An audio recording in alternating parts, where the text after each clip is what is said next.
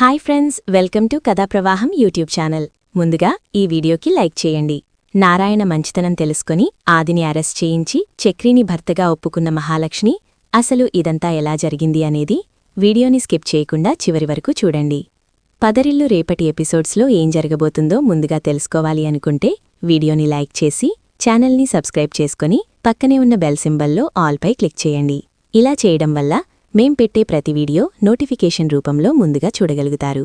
మొత్తం మీరు చూసుకున్నట్లయితే మహాలక్ష్మి తన సర్టిఫికేట్స్ కోసమని ఎవర్నీ కూడా తీసుకుని వెళ్లకుండానే బయల్దేరడానికి సిద్ధమవుతుంది.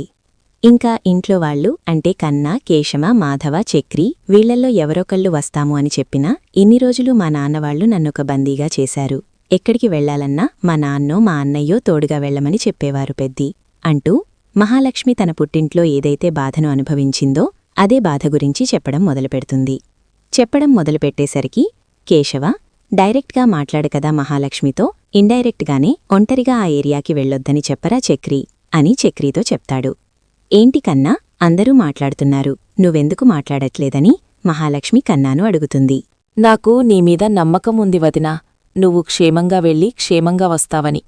అందుకే నేను వస్తాను అని నేను గొడవ చేయడం లేదు అని కన్నా చెప్పేసేసరికి ఏంటి పెద్ది ఇది అని చెప్పి ఇంక మహాలక్ష్మి మాధవ్ని అడగడంతో మాధవైతే మీరంతా సైలెంట్గా ఉండండమ్మా, మహాలక్ష్మి క్షేమంగా వెళ్ళి క్షేమంగా ఆలస్యమైనా గాని పని పూర్తి చేసుకో రమ్మని మాధవైతే చెప్తాడు.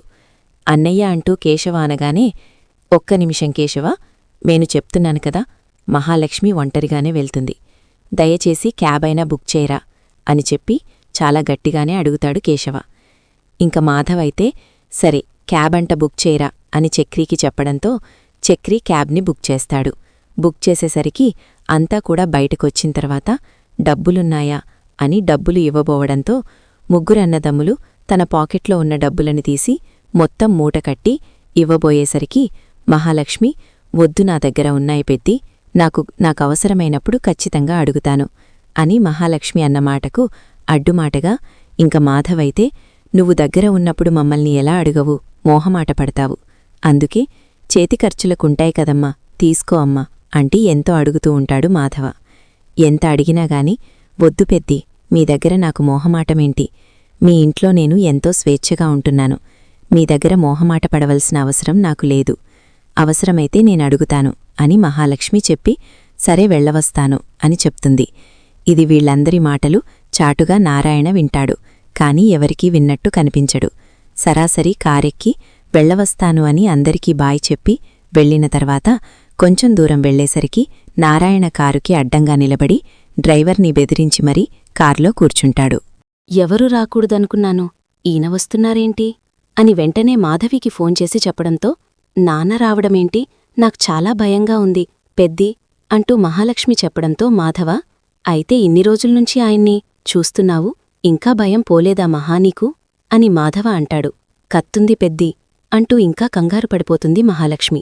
సరే నువ్వేం టెన్షన్ పడకు, ఆయన సంగతి నేను చూసుకుంటానని వెంటనే ఫోన్ పెట్టేస్తాడు. ఫోన్ పెట్టేసిన తర్వాత సర్లే అని ఇంకా వెంటనే నారాయణకి ఫోన్ చేస్తాడు. కాని నారాయణ ఫోన్ లిఫ్ట్ చేయడు. సరే అని ఇంకా అన్నయ్య, ఎవ్వరూ తోడు వెళ్ళినా వెళ్లకపోయినా నాన్నైనా తోడుగా వెళ్తున్నారు, మన మాటలు వినుంటారు, పోనీలా వెళ్ళనివి, కొంచెం ధైర్యంగా అయినా ఉంటుంది మనకి చక్రి అనడంతో ఇంకా అక్కడికి వెళ్తారు.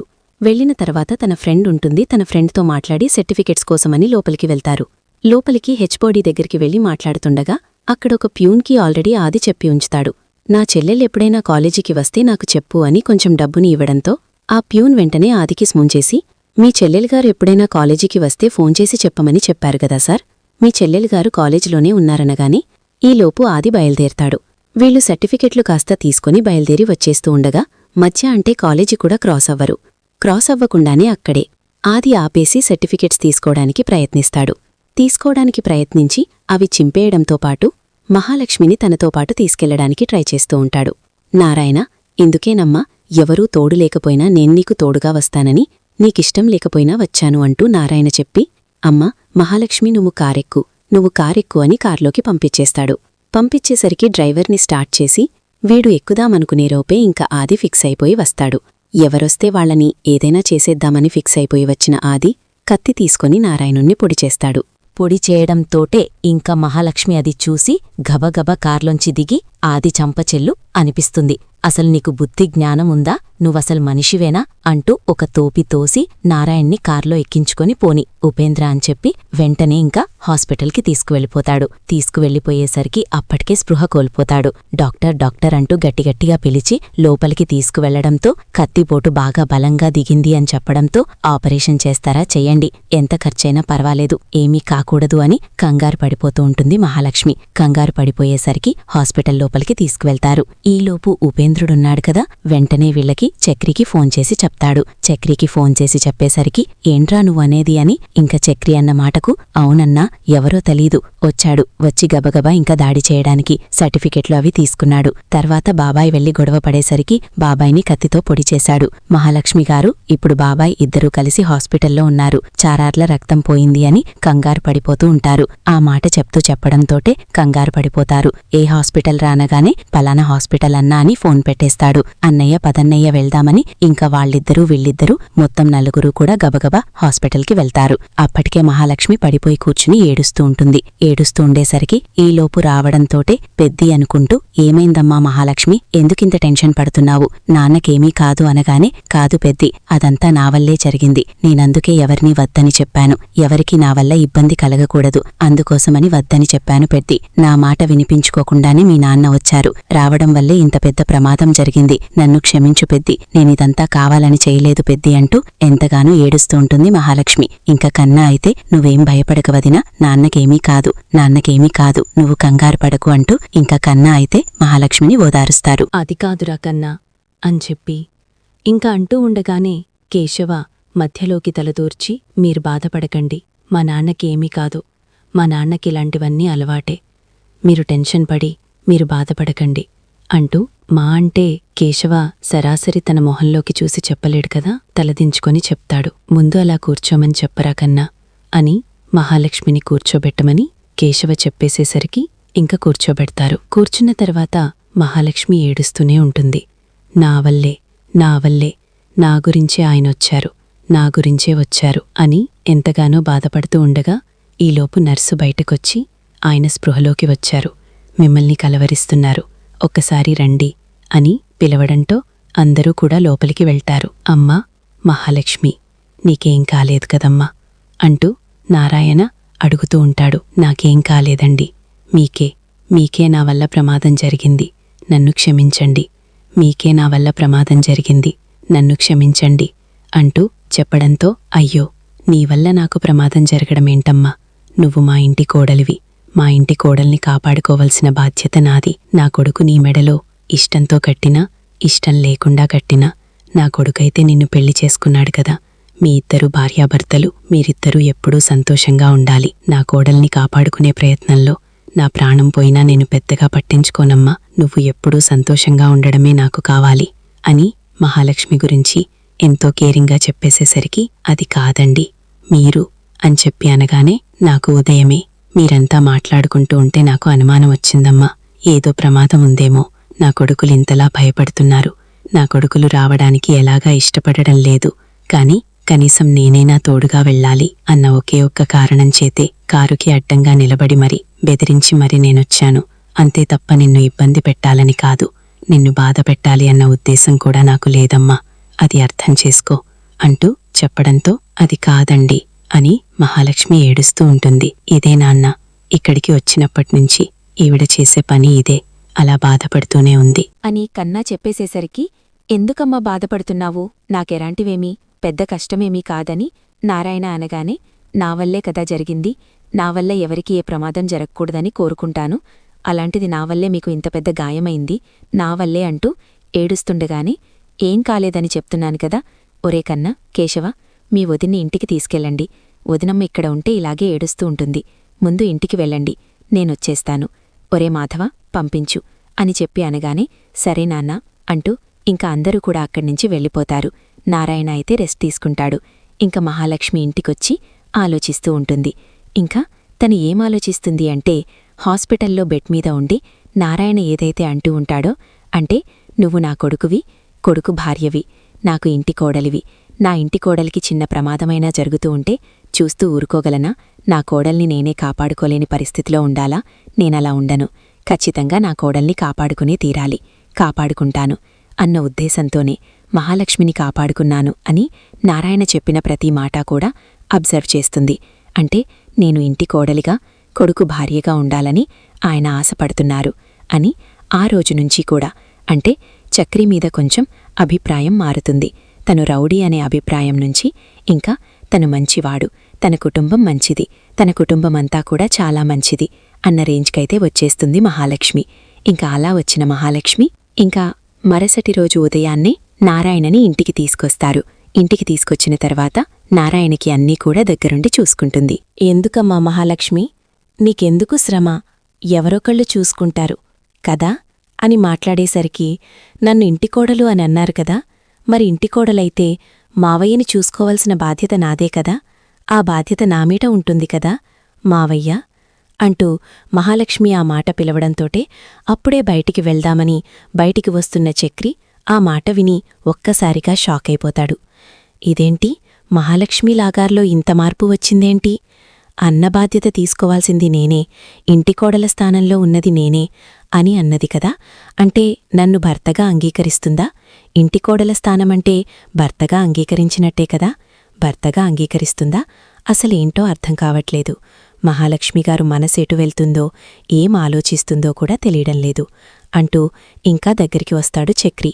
అయితే వచ్చేసరికి ఏంటి మహాలక్ష్మిగారు అనగానే ఏమీ లేదండి అని మహాలక్ష్మి లోపలికి వెళ్ళిపోతుంది. వెళ్ళిపోయేసరికి ఏంటి నాన్నా ఏమంటుంది? నాకు అదే అర్థం కాలేదురా అని నారాయణ అనగానే ఏమర్థం కాలేదు? అసలు మహాలక్ష్మిగారేమన్నారు? ఇంటికోడలుగా నాకా బాధ్యత లేదా అంటూ మాట్లాడారు కదా. హా, మాట్లాడింది.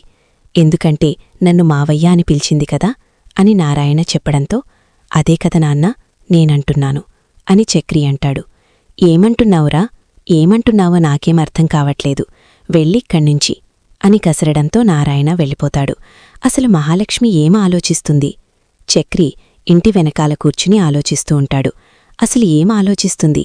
ఏం ఆలోచించాలనుకుంటుంది? నన్ను భర్తగా అంగీకరించిందా? అసలు బుర్రే పని చెయ్యట్లేదు. సర్లే చూద్దాం ఏమనుకుంటుందో ఏంటో అని చక్రి కాస్త బయటికి వెళ్ళిపోతాడు. వెళ్ళిపోయిన తర్వాత మహాలక్ష్మి ఆలోచనలో పడుతుంది. నేను చక్రీని భర్తగా అంగీకరించాలా? నాకోసం ప్రాణం పెట్టడానికి కూడా వెనకాడలేదు ఆయన. ఆ ఆది అంత కోపంగా కత్తితో పొడిచేసిన తర్వాత నాకోసం ప్రాణం పెట్టి నా ప్రాణానికి తన ప్రాణాలు అట్టేశారు. ఆయన రుణం నేను ఏదో రకంగా తీర్చుకోవాలి. ఒరే కన్నా అని చెప్పి పిలవడంతో కన్నా వస్తాడు. మీ కేశవన్నయ్యా ఫోన్ నెంబరుందా అని చెప్పి అనేసరికి హా ఉంది వదినా అని కన్నాన్నైతే నెంబర్ అడిగి తీసుకుని మహాలక్ష్మి అయితే కేశవకి ఫోన్ చేస్తుంది. హలో అని చెప్పి మహాలక్ష్మి అనగానే హలో ఎవరు అనగానే నేను మహాలక్ష్మిని అనేసరికి చెప్పండి అనగానే నన్ను ఒక చోటకి తీసుకువెళ్తాలా అని మహాలక్ష్మి కేశవుని అడగడంతో ఒక్కసారిగా కేశవ షాకవుతాడు. చక్రి ఉన్నాడు కదా. లేదు చక్రీ కాదు, మీరే తీసుకువెళ్ళాలి. తీసుకువెళ్తారా తీసుకువెళ్లరా అనగానే సరేనని వెంటనే చక్రీకి ఫోన్ చేసి వదిన ఏంట్రా నాకు ఫోన్ చేసి నన్ను బయటికి తీసుకువెళ్ళమని అడుగుతుంది? ఎందుకడుగుతుందో ఏంటో తెలియడం లేదు. నేనడిగాను చక్రీని తీసుకువెళ్ళమని, చెప్పొచ్చు కదా అని. చక్రీని కాదు మీరే తీసుకువెళ్ళాలి అని చెప్తుంటే అర్థం కావట్లేదు అని మాట్లాడుతుంటే ఏం చేయాలో అర్థం కాలేదురా అని చెప్పి ఇంకా ఆలోచనలో పడతారు. మరి ఇప్పుడేం చేద్దామనుకుంటున్నావు? వెళ్తున్నావా? వెళ్తున్నాను, వదిన రమ్మని చెప్పింది కదా అని ఇంటికి వెళ్తాడు. కేశవ అయితే వెళ్లడంతోటే వదినా వదినా అని పిలిచి గుమ్మం బయటే తలదించుకుని నిలబడతాడు. మనం అర్జెంటుగా పోలీస్టేషన్కి వెళ్ళాలి. పోలీస్టేషన్కి వెళ్ళి మీ నాన్నను కత్తితో పొడిచిన, అదే మావయ్యగారిని కత్తితో పొడిచిన ఆ ఆది మీద కేసు పెట్టాలి. తనను అరెస్ట్ చెయ్యాలి. అసలు వీళ్ళని అలా చేయడమని ఎవరు చెప్పారు? కత్తితో దాడి చేయడమేంటి? అంత ఈజీగా వదిలేస్తానా అని మహాలక్ష్మి అనేసరికి ఇంకప్పుడే కేశవ ఎందుకండి గొడవలన్నీనూ? వాళ్ళెవరో కాదు, మీవాళ్లే కదా. ఎవరైతే ఏంటి, నా కుటుంబం జోలికి వస్తే చూస్తూ ఊరుకుంటానా ఏంటి? మా మావయ్యగారికి ఏదైనా చిన్న ప్రమాదం జరిగినా నేను చూస్తూ ఊరుకోను. ఆ ప్రమాదం తలపెట్టిన వాళ్లని అంత ఈజీగా వదిలిపెట్టను అని మహాలక్ష్మి అన్నమాటకు ఒక్కసారిగా కేశవ షాకవుతాడు. ఇదేంటి నా కుటుంబం అంటుంది? అంటే చక్రిని భర్తగా అంగీకరించిందా? ఏదైతే అది అయ్యింది, పోనీలే మంచే జరిగింది అని అనుకుంటూ, ఇంకా ఏంటి నిలబడి చూస్తున్నావ్, పద బండి తియ్యి అని గట్టిగా గసరడంతో రండి అని కేశవ కాస్త తీసుకుని వెళ్తాడు. తీసుకుని వెళ్లిన తర్వాత, ఏంటమ్మా మహాలక్ష్మి, ఎలా వచ్చావా అని అక్కడ కానిస్టేబుల్ ఉన్నాడు కదా, అతను అడిగేసరికి ఒకరి మీద కంప్లైంట్ ఇవ్వడానికి వచ్చాను అని చెప్పి మహాలక్ష్మి కాస్త చెప్తుంది. కంప్లైంట్ ఇవ్వడానికా? ఎవరిమీద? ఆ చక్రి మీద. చక్రి నిన్నేమైనా అన్మాడా అని కానిస్టేబుల్ అనేసరికి, లేదు కానిస్టేబుల్ గారు, మీరు ఆవేశపడకండి అని మహాలక్ష్మి చెప్పి మొత్తం జరిగిన విషయమంతా చెప్తుంది. ఏంటి, ఆయన మీద కత్తితో దాడి చేశాడా? మీ అన్నయ్యే కదా దాడి చేసింది. అవునండి కానిస్టేబుల్ గారు, దాడి చేసింది మా అన్నయ్యే, అందుకే వాణ్ణి వదిలిపెట్టొద్దు, వాణ్ణి మీరు అరెస్ట్ చెయ్యాలి. మా మావయ్య గారితో కత్తితో దాడి చేస్తే నేను చూస్తూ ఊరుకుంటానా? అందుకే వాడిమీద కంప్లైంట్ ఇవ్వడానికి వచ్చానని. మహాలక్ష్మి, కంప్లైంట్ తీసుకుంటారా? తీసుకోరాను, కాని ఎందుకు తీసుకోమమ్మా, తీసుకుంటాము. పైగా నీ పెళ్లి ఈ స్టేషన్లోనే జరిగింది. ఇది ఒక రకంగా నీకు పుట్టినీలాంటిదే, మరి తీసుకోకుండా ఉంటామా? పద లోపలికి అని చెప్పి ఇంక లోపలికి తీసుకువెళ్తాడు కానిస్టేబుల్. ఏంటయ్యా కానిస్టేబుల్? ఏమీ లేదు సార్, వీళ్ళిద్దరికీ మనం పెళ్లి చేశాం కదా. అవును చేశాము. ఇప్పుడేమైంది? వాళ్ళు సర్టిఫికెట్ల కోసమో దేనికోసమో వెళ్తే వీళ్ల మావయ్య మీద అంట వీళ్ల అన్నయ్య కత్తితో పొడిచేశాడంట. పాపమిప్పుడాయన హాస్పిటల్ నుంచి ఇంటికొచ్చి చాలా బాధపడుతున్నారంట. అందుకని మహాలక్ష్మి వాళ్ళ అన్నయ్య మీద కేసు పెట్టడానికి వచ్చింది. ఏంటమ్మా, అన్నీ ఆలోచించుకునే పెట్టడానికొచ్చావా? అవునండి, అన్నీ ఆలోచించుకునే పెట్టడానికొచ్చాను. అసలు మా అన్నయ్య ఎవరు? మా అన్నయ్య మా ఇంట్లో వాళ్లమీద ఎందుకు కేసు పెట్టాలి? ఎందుకు దాడి చెయ్యాలి? నాది ఏదైనా ఉంటే నాతో చూసుకోవాలిగాని నా కుటుంబానికి మీదకు జోలికొస్తే నేను చూస్తూ ఊరుకుంటానా అని మహాలక్ష్మి అనగానే, అయితే చెప్పమ్మా, కంప్లైంట్ రాసుకుంటాము అని మొత్తం విషయమంతా అడుగుతూ, కంప్లైంట్ అయితే రాసుకుంటాను. కంప్లైంట్ రాసుకుని, కానిస్టేబుల్స్ ఇంకా ఏం చూస్తున్నారు, పదండి యాదగిరిగుట్టకు వెళ్లి అరెస్ట్ చేసి తీసుకువద్దాము అని మొత్తం అందరూ కూడా బయల్దేరతారు. బయల్దేరేసరికి ఇంకా అక్కడికి వెళ్లడంతో ప్రతాపుంటాడు. ప్రతాపుండేసరికి, హే ఇన్స్పెక్టర్, ఇలా వచ్చారనిగానే, మీ కొడుకు ఆదిని అరెస్ట్ చేయడానికొచ్చాము, మీ కొడుకు ఆది మీదు కంప్లైంట్ వచ్చింది అని చెప్పి అనేసరికి ఒక్కసారిగా ఇటు హారిక, లలిత, ప్రతాపు, అప్పుడే ఆది వస్తాడు. నలుగురు కూడా చూసి షాకైపోతారు. నామీద కంప్లైంట్ ఇచ్చిందెవరు? ఆ చక్రిగాడా అని ఆది అన్నమాటకు, కాదు, మీ చెల్లెలే కంప్లైంట్ ఇచ్చింది. తన కుటుంబం జోలికొస్తే అస్సలు వదిలిపెట్టనని, మా అన్నయ్యని వదిలిపెట్టడానికి వీలు లేదని, మా అన్నయ్య మా మామయ్య మీద దాడి చేయడం చూసిన ప్రత్యక్ష సాక్షిని నేను అని కంప్లైంట్ ఇచ్చింది. పద పోలీస్ స్టేషన్కి అనగానే, నాన్న అనేసరికి, ఒక్క నిమిషం ఇన్స్పెక్టర్ అని వెంటనే ఫోన్ చేస్తాడు. ఫోన్ చేసేసరికి అప్పటికే వీళ్ళు ఈ కంప్లైంట్ విషయం ఐజీ దగ్గరికి తీసుకువెళ్లడంతో ఐజీకే ఫోన్ చేసి అడిగేసరికి, నేనేమీ చేయలేను ప్రతాపు, ఎందుకంటే కంప్లైంట్ ఇచ్చింది ఎవరో కాదు, నీ కూతురే నీ కొడుకు మీద కంప్లైంట్ ఇచ్చింది. మరి కంప్లైంట్ ఇచ్చిన తర్వాత మేమెలా చూస్తూ ఊరుకోవాలి? అందుకే అరెస్ట్ చేయడానికి వచ్చాము. అది కాదు సార్ అని చెప్పి ఇంక ప్రతాప్ బ్రతిమాలుతూ ఉంటాడు ఐజీని. ఏమీ చేయలేం ప్రతాపు, ముందైతే నీ కొడుకుని పంపించు స్టేషన్కి. పంపించకపోతే ఆ కంప్లైంట్ నా దగ్గరికి వచ్చింది కాబట్టి నేను రావాల్సిన పరిస్థితి వస్తుంది. అందులోనూ ఒక ఆడపిల్ల తన అత్తింటి కుటుంబం మీద, పుట్టింట్లో వాళ్లమీద కంప్లైంట్ ఇచ్చిందంటే ఖచ్చితంగా తీసుకోవాల్సిందే. అయినా ఇప్పుడు ఈ చట్టాలన్నీ ఆడవాళ్లకు ఫేవర్గా మారిపోయాయి కదా ప్రతాప్. నేనైతే ఏమీ చేయలేనని ఐజీ ప్రతాప్ ఫోన్ అయితే కట్ చేస్తాడు. కట్ చేసేసరికి, ఏమన్నారు సార్ ఐజీ గారు? ఏమీ మాట్లాడకుండా మీ కొడుకును పంపించమని చెప్పారు కదా, పంపించండి రా అయ్యా, రా అని చెప్పి ఇంక కానిస్టేబుల్ కాస్త నవ్వుతూ లాక్కునొచ్చి జీపెక్కిస్తాడు. జీపెక్కించిన తర్వాత పోలీస్ స్టేషన్కి తీసుకువెళ్లాక ఇంక వెంటనే మహాలక్ష్మికి ఫోన్ చేసి రమ్మనేసరికి మహాలక్ష్మి కాస్త పోలీస్ స్టేషన్కి వస్తుంది. రావడంతోటే చంప పగలగొడుతుంది. అసలు నీకు బుద్ధిజ్ఞానం ఉందేంట్రా అని ఆదిమీద విరుచుకుపడుతుంది. నీకేదైనా గొడవైతే నాతో చూసుకోవాలి. అసలు నా అత్తవారింటి మీద నువ్వెందుకు చేసుకోవాలి? మా మామయ్యని కత్తితో దాడి చేయడమేంటి? నువ్వు రమ్మనగానే నేను బుర్రూపుకుంటూ నీ ఇంటికి వచ్చేస్తాననుకుంటున్నావా? నా సర్టిఫికేట్స్ కాల్చి నా భవిష్యత్తుని సర్వనాశనం చేసిన నాన్నను వదిలిపెట్టను. ఇప్పుడు సర్టిఫికేట్స్ లేకుండా చేసిన నిన్ను వదిలిపెట్టను. నువ్వు ఏమనుకుంటున్నావో నేను నీకంటే గొప్ప స్థాయికి వెళ్తాను, అది మాత్రం గుర్తుపెట్టుకో అని మహాలక్ష్మి కాస్త ఛాలెంజ్ చేసి, ఇంకా అక్కడ్నించైతే మహాలక్ష్మి ఛాలెంజ్ చేసిన తర్వాత అక్కడ్నించి వచ్చేస్తాడు. వచ్చేస్తుంది ఇంటికి. ఎక్కడికి వెళ్లావమ్మా మహాలక్ష్మి అని చెప్పి మాధవాడిగిన ప్రశ్నకు, పోలీస్ స్టేషన్కి వెళ్లామన్నయ్యా అని చెప్తాడు కేశవ. అయితే చెప్పేసేసరికి, పోలీస్ స్టేషన్కెందుకు వెళ్లారు? ఎందుకమ్మా మహాలక్ష్మి పోలీస్ స్టేషన్లు, కంప్లైంట్లంటూ పెద్ద గొడవ చేయడానికి? కాకపోతే లేదు పెద్ది, అలా ఎలా వదిలేస్తాను చెప్పు. ఆయన మా మావయ్య మీద దాడి చేశాడు, అతనన్నయ్య అయినా ఎవరైనా గాని నేను వదిలిపెట్టను, అస్సలు వదిలిపెట్టను అని మహాలక్ష్మి అనేసరికి మావయ్య అంటూ ఇంక పెద్ది అడుగుతాడు. అవును, మా మావయ్య మీదే దాడి చేశాడు. ఇది నా కుటుంబం, నా అత్తవారి ఇల్లు. నా అత్తవారి ఇంటిమీద చిన్న ఏగవాలినా నేను వదిలిపెట్టను అని మహాలక్ష్మి కాస్త చెప్పేసేసరికి మహాలక్ష్మి మాటలో ఇంత మార్పొచ్చిందేంటి? ఇదంతా నాన్నవల్లే జరిగిందా? నాన్న తన ప్రాణాలకు అడ్డువేశాడు అన్న ఉద్దేశం వల్లే ఇదంతా జరిగి ఉంటుందా అన్న ఉద్దేశానికి వస్తాడు మాధవ. అయితే వచ్చిన తర్వాత ఆలోచిస్తూ ఉన్న చక్రీ దగ్గరికి వచ్చి, ఏంట్రా ఆలోచిస్తున్నావు? నువ్వు దేని గురించి ఆలోచిస్తున్నావు? నేను దాని గురించి ఆలోచిస్తున్నాను అన్నయ్య అని చక్రీ చెప్తాడు. నేను దేని గురించి ఆలోచిస్తున్నానో నీకెలా తెలుసురా? నువ్వు మహాలక్ష్మి అన్నమాట గురించే కదా ఆలోచిస్తున్నావు. నేను దాని గురించి ఆలోచిస్తున్నా. మహాలక్ష్మిలో చాలా మార్పొచ్చిందన్నయ్య. ఈ మార్పు మహాలక్ష్మిలో రావడం నాకు చాలా బాగా నచ్చింది. నన్ను భర్తగా అంగీకరిస్తుందేమో అని అనుకుంటున్నాను అనగానే, ఏమో నాకేం తెలుసురా అంటూ మాధవ చెప్తాడు. చెప్పడంతోటే ఇంకా ఇద్దరూ కూడా మహాలక్ష్మిలో వస్తున్న మార్పును చూసి చాలా సంతోషపడతారు. మరింతకీ మహాలక్ష్మి చక్రీని భర్తగా అంగీకరిస్తుందా? భర్తగా అంగీకరించడం వల్లే మా నారాయణ తన మావయ్య అని, ఈ కుటుంబమంతా నా కుటుంబమని తన కుటుంబం అనుకుంది కాబట్టే కదా ఈ రకంగా మాట్లాడుతోంది. మరి ఈ రకంగా మాట్లాడిన తను చక్రీని ప్రేమిస్తుందా, లేక చక్రీని భర్తగా అంగీకరిస్తుందా? కట్టిన తాలికి విలువనిచ్చే మహాలక్ష్మి ఇంత చేసిందా? మరి ఇదంతా కూడా మహాలక్ష్మి తన మనస్ఫూర్తిగా చేస్తుందా, లేకపోతే నారాయణ మీద గౌరవంతో, ఆ కుటుంబం మీద అభిమానంతో పెద్దికేశవ కర్ణ, చక్రి వీళ్ళ చూపించే ఆప్యాయత వల్ల తను ఆ కుటుంబంలో మనిషిగా బతికిపోవాలని, నారాయణుణ్ణి తన మామయ్య అని, అది తన కుటుంబమని మహాలక్ష్మి నమ్మి ఇదంతా చేస్తుందా?